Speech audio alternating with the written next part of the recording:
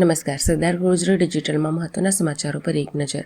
કરમસદ જોડ રોડ પરની સોસાયટીના બંધ મકાનનો નકુચો તોડી તસ્કરો 1.59 લાખની મત્તા ચોરી ફરાર.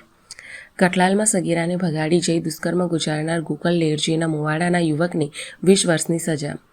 સેવાલિયા પાસે મંદિર નજીકથી મહિલાની લાશ મળી, હત્યાની આશંકા.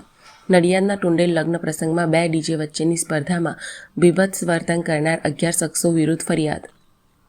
બોરસદમાં ચોરી કરેલા સામાનના સમાધાન પેટે આપેલા 6 લાખના ચેક રિટર્ન કેસમાં વાસણાના યુવાનને 2 વર્ષની સજા.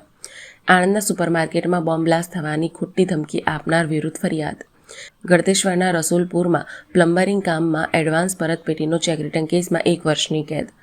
આંકલાવના ઉમેટા પાસે 2 બાઇકો અથડાતા એક ચાલકનું મોત, 1 ઘાયલ. ચીખોદરા ચોકડી પાસે ટ્રકની ટક્કરે બાઇક સવારનું મોત, પત્ની ઘાયલ. પેટલાદમાં બાઇક ધીમે ચલાવવાનું કહેનારને 3 શખ્સોએ પટ્ટે માર મારતા ફરિયાદ.